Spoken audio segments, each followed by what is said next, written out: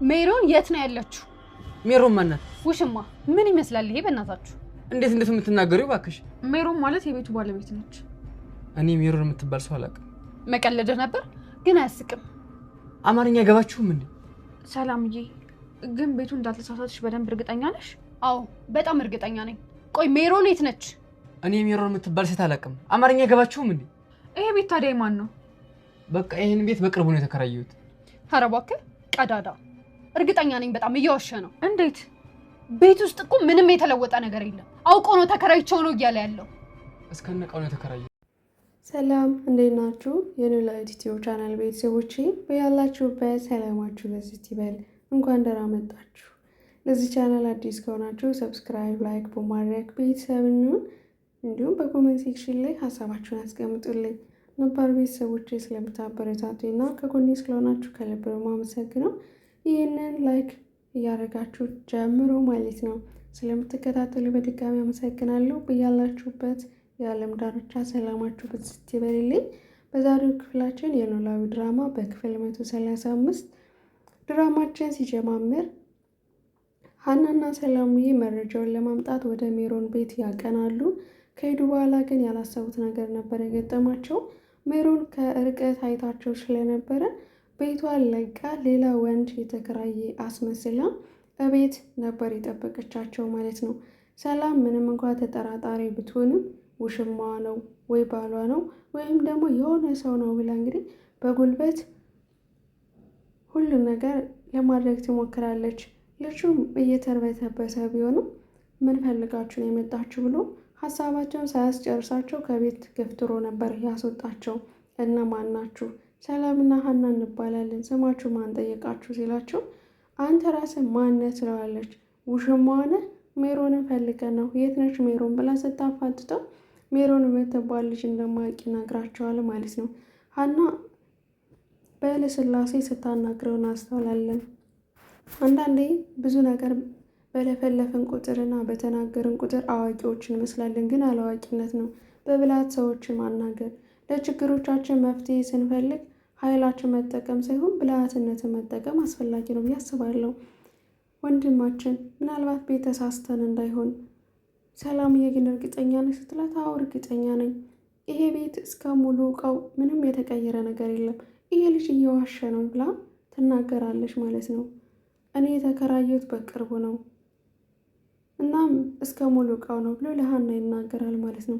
አንቺ ግን ጤና የለሽም እንዴ? ንግግርሽ ምንድን ነው? ምንም እየተግባባን አይደለም ብሎ ያስወጣቸዋል ማለት ነው። ሰላምም ይሄ ነገር ውሸት እንደሆነ ተጠራጥራለች ማለት ነው። ያ የተከራየው ልጅም አስመሰለው ለሜሮን ሂደዋለኝ እያያቸው ነው መሄዳቸው ነው፣ ግን ምን ፈልገው ነው ብላ ሜሮን ትጠይቀዋለች። ልጁን ምን እንደሚፈልጉን ያላቅም፣ ሜሮንና የፈለግናት ብቻ ነው ያሉኝ። ቆይ ምንድን ነው ብሎ ሲጠይቃት እሱ ጉዳዩ ሌላ ነው፣ እርግብ እየተበቀልሽ ነው አይደል ትላለች። የሜሮን ተላላኪ ልጅም እንደፈራና በድጋሚ ምንም አይነት ነገር መስራት እንደማይፈልግ፣ ሁለት ደግሞ ከሀብታምና ከወንጀለኛ ጋር መሯሯጥ እንደማይፈልግ ለሜሮን ያስጠነቅቃታል። ሁለተኛ ግን እንዳትደውይልኝ ብሏት ነበረ። እንዲሁም ሁለተኛ እድል ስራ ትሰጠዋለች። ብር ስትሰጠው የመጨረሻ አንድ ነገር ታደርግልኛለህ ትላለች። ቆይ ምንድን ነው ሲላት እርግብን ሄደህ እስር ቤት ታናግርልኛለህ፣ የምልህም በሙሉ ትነግራታለች።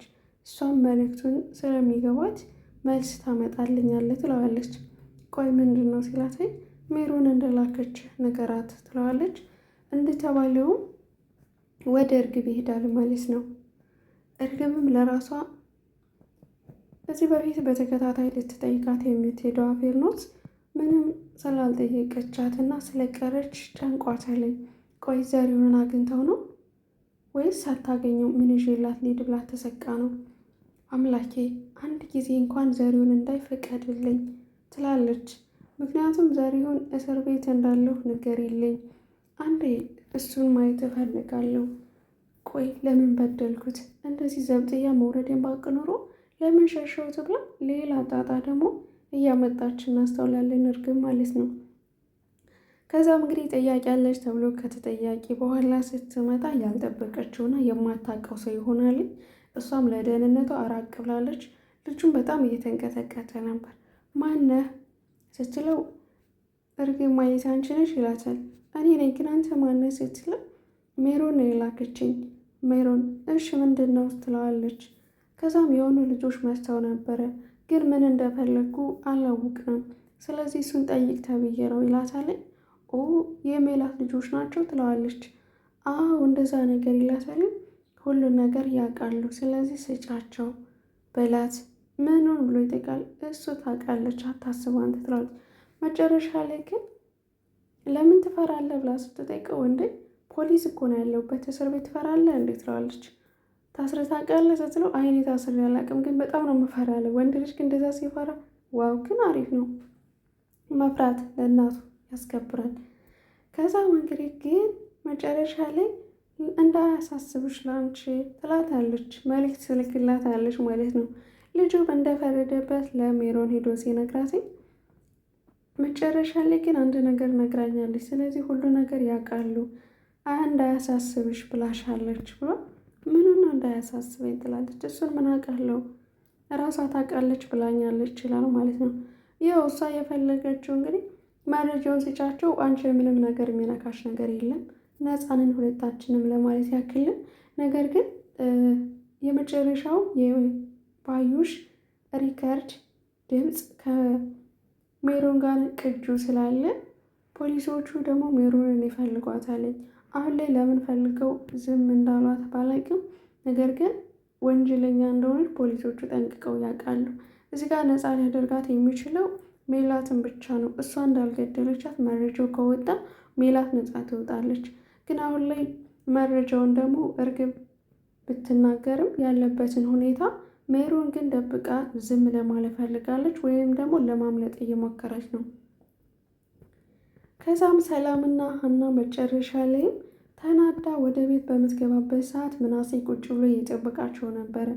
ምንም ሰላም ባለማለታቸው ወንድማቸው እንኳን እስኪታዘባቸው ድረስ ነበር ሰላም ስትናደድ የነበረው። የሰላም መናደድ ምን ማለት ነው? ስርዓት ያጣ ንግግር፣ ስርዓት ያጣ ሰላምታ እንኳን በቅጡ ሳታረግ ዘው ብላ ልክ እንደ ፖሊስ ነበር ስታንበራበር የነበረው። ያ ሁሉ ረስታ ግን ራሷን እንደ ንጹሕ አድርጋ በቃ ማለት እስካሁን ካየዋቸው ነገሮች ውስጥ የሰላም ፓርት እሷ የምትፈልገው በደቂቃ መሆን አለበት። ሰው ለችግር ሲፈልጋት ግን የምትንጠባረር አይነት ሴት ነች እና ደረቅ ሰው ማለት ነው። ይህ ደግሞ ሰልፊሽ የሆነ ራስ ወዳድ አይነት ሰው ነች የምር ማለት ነው። እና ልጁ ምንም አታውቀውም። መረጃ ለመፈለግ እየሄደች ያን ሁሉ ድንፋታ፣ ያን ሁሉ ስድብ፣ ያን ሁሉ ውርጅብኝ፣ በቃላት አለመነጋገር፣ በአንድ ቋንቋ ሰው እያወራ በቋንቋቸው እንኳን መግባባት እስኪያቅታቸው ድረስ ግራ ተጋብታ ግራ ነበር ስታጋባ የነበረው። ያ ማለት ፍላጎትንና ያንን ፍላጎቷን በምን መንገድ ማሳካት እንዳለባት ለይታ ማታውቅ በቃ እሷ የሀብታም ልጅ ስለሆነች እሷ ሁሉ ነገር ማድረግ የምችል መስሎ ነው የሚታያት። ከጀርባዋ ደግሞ እንዴት ማጥናት እንዳለባት ምንም አታውቅም ማለት ነው። እዝራ ለሀና በተደጋጋሚ ይደውልላታል። ሀና ግን ስልኳን አታነሳም። በዚህም በድጋሚ ጠላች ማለት ነው፣ ሸሸች ማለት ነው። ብልስ ደግሞ ሌላ ጭንቀት ገብቶ እናየዋለን። መጨረሻ ላይ የሆነ ነገርማ ሆናለች ማለት ነው ብሎ ለሰላም ይደውልላታል። ሰላምን በድጋሚ ስልኩን አታነሳም። የሆነ ነገርማ አለ ብሎ እንግዲህ ታግዘው ቁጭ ብሏል። እቤት ታዲያ ሆዷ ሲጮህ ሲላል ስንት ሰዓት ነው ሆድ እየጮህ ያለው ትላለች። ምናሴም ያንቺ ሆድ እኮ ጊዜና ቦታ አይመርጥም፣ ሁሌ እንደ ጮህ አይደል እንደ ይላታል። እርቦኛል፣ ልብስ ቀይሬ ድንብላልን ምግብ ልፈልግ እስኪ ልጥራት ብላ ተነስታ ትሄዳለች። ሀናም ስልኩ በተደጋጋሚ ተደውሎ ስለነበረ በድንጋጤ ኧረ ስልኩን ላውራ እኔም ብላ ለመነሳት ስትሞክር እንደ አጠገቢ አታወሪም እንደ ይላል ምናሴ። አይ ትለዋለች። ምነው ፈርተሽ ነው እንደ ይላታል። እንደዛ ማለት ሳይሆን ደከም ስላለኝ አረፍ ብዬ ወደ ክላሴ ማውራት ትፈልጋለሁ ትላለች። ምንም ቢሆን ምንም ፍቅረኛ ነው እንዴ ከሰው ፊትማ ላወራው አልገባም። አይገባም በእውነቱ የፍቅር ጣዕሙ ለብቻ ሲደበቁ ነው። የኔ ፍቅር የህዝብ አይደለም የግሌ ነው ብላ እንግዲህ ኮስተር ብላ ማለት ነው ወደ ክላሷ ትሄዳለች። ምናሴ ግን ሀሳብ አሁንም አልገባው ነበር። መጨረሻ እንግዲህ የሰላም ሆድ ደግሞ ሚስጥር የሚባል ነገር አችልም፣ በተፈጥሯ ሁሉ ነገር ንግር ነው። የሄድንበትን አልሰሙም ለማለት ነው ትላለች። ቆይ ምኑን ያልሰሙ ብሎ ሲያጣራ ስለ እናታቸው መረጃ እንደተገኘና ሜሮንን ሊያናግሩ እንደሄዱ ሲሰማ በጣም ነው የተናደደው። እኔ በሽተኛ ነኝ ተብዬ እኔ ምንም ማድረግ አይችልም፣ ያማዋል፣ ጭንቅ አይችልም እየተባልኩ ነው አይደለም? በቃ እናቴ እኮ ነች፣ እናቴ የሆነችው ነገር ሁሉ እኔ ምንም ማድረግ አልችልም፣ አሁን ደካማ እንደሆንኩኝ በጣም ታውቆኛል ብሎ በጣም አዝኖባት በሰላም ይወጣል። ሰላምም እንግዲህ ጀመረው ብላ እንደዚህ ለማለት አይደለም ብላ ልታስረዳው ብትሞክርም ሀና ትመጣለች። እሷን የታዘኳት የበለጠ ምክንያቱም ዶክተሩ ነች፣ ጤንነቱ ሁሉ ነገር በእሷ እጅ ስላለ ደህና እንደሆነ ልታምነኝ ይገባል ብሎ ሀና ላይ ነበር ሙሉ ሀሳቡን ጭንቀቱንም ኩርፊያውንም ያሳረፈባት። ሀና ስትመጣ እንዳታናግሪኝ፣ ቆይ ለእኔስ እናቴ አይደለችም ወይ? እናንተስ አንድ ነገር ብትሆኑ ለምን አልነገራችሁኝም? ለምን ከኔ ተደብቃችሁ ትሄዳላችሁ?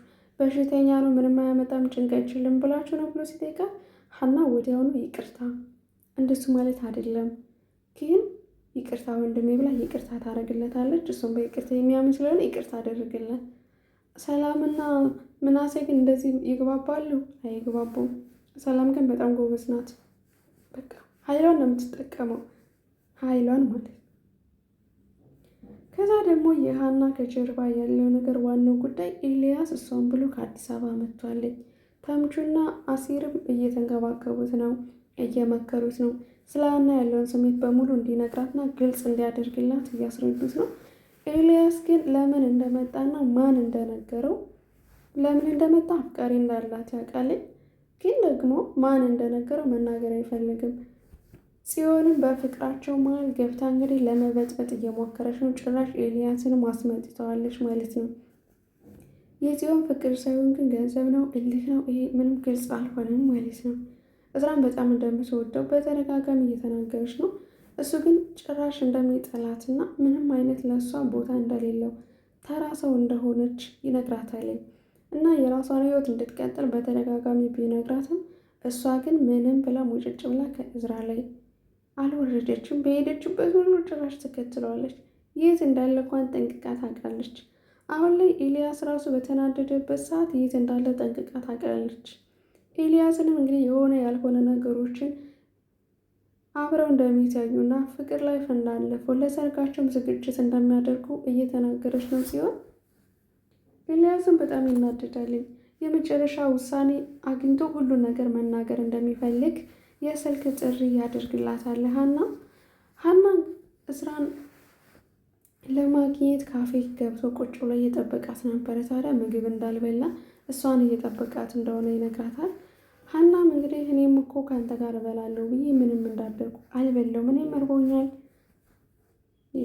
ትላለች ማለት ነው። ከዛ እንግዲህ ምግብ ምን አዘዝክ ትላለች። አዝዣለሁ፣ ሲመጣ ታያለች። ቆይ አንተ ያዘዝከው ምግብ ለእኔ ባይመቸኝ ስትለው የወደፊትሽ ባልሽ እኮ ነው፣ የባልሽን ምርጫ ልታከብር ይገባል፣ ምንም ሆነ ምን ሲል አራት አሽኮርመመኝ ትላለች።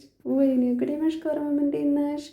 ግን በሁለቱም ላይ ማለት ነው የፍቅር ጣዕም፣ የፍቅር ለዛ፣ የፍቅር ውበት ምንም አይጣጣምም። የምር ማለት ነው።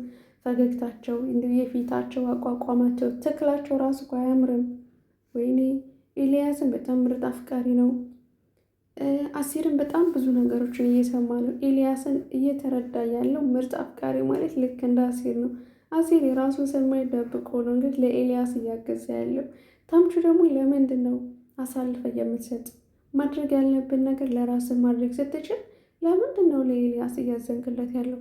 አንተ ስሜት ተጎድቷል እኮ ራስህን ለምን አታዳምጥም? ይሏል። የፈለገ ቢሆን እሱ ከደሴ አዲስ አበባ ድረስ መጥቷል። እኔ እሱን ያክል ሀናን አፈቅራታለሁ ወይ የሚለው ሌላ ጥያቄ ፈጥሮብኛል ይሏል። ጉዞ በመጓዝ አይደለም እኮ ፍቅር፣ ፍቅር ፍቅር ነው። ስለዚህ የራስህ ለማድረግ መጣር አለብህ ብሏል። እሷ እኮ ድንች አይደለች፣ ከትፈን አንከፋፈላት። እሷ መሆን ያለባት የአንድ ሰው ነው።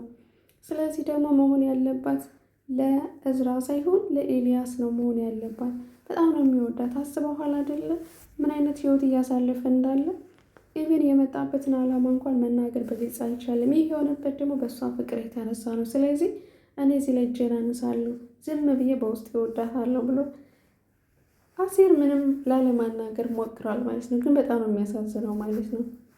የዚህም ደግሞ የሀና ነው። ሀና ደግሞ ያንንም ከመነካካቷ ሁሉ ነገር ጥርት አድርጋ ሁሉን መስመር አስዛ የራሷን ህይወት መቀጠል ስትችል ለኤልያስም እሽም እምቢም አላለችም። ተስፋ ሰጥተው ስለነበረ ነው ስቲል እስካሁን ድረስ እያፈቅራት ያለው ማለት ነው። ጽዮን ደግሞ ያልሆነ ነገሮችን እየሞላችው ኤልያስን ወዳልሆነ ነገር እየገፋፋችው እናስተውላለን። በየመጠጥ ቤቱ ትወስደዋለች፣ እንዲጠጣ ታደርገዋለች። ሀሳቡን ለመስረቅ እየሞከረች ነው። ከተሳካላት እንግዲህ ሀናና እዝራ አንድ ላይ በተቀመጡበት ስልክ ኤልያስ ይደውላልኝ። ኤልያስ አሁን እፈልግሻለሁ፣ አሁን አልችልም፣ አይመቸኝም ስትለው አሁን ማትመጭ ከሆነ በቃ ለዘላለሙ አታገኘኝም፣ ካሁን በኋላ አንገናኝም ሲላት ጆሮዋ ላይ ስልኩን ይዘጋዋል ማለት ነው። ሀናም ኤልያስ እያለች ተነስታ ትሮጣለች።